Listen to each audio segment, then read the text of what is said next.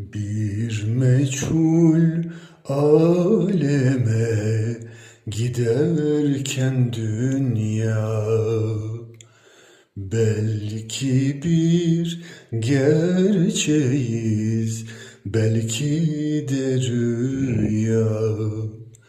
Seni buldum ya, seni buldum ya, olsak da hem gerçek hem rüya.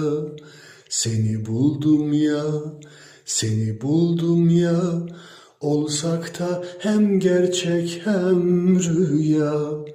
Aşk mıdır bu bilemiyorum, sanki sensiz yaşamıyorum. Sevdim ama diyemiyorum, sensiz olamıyorum.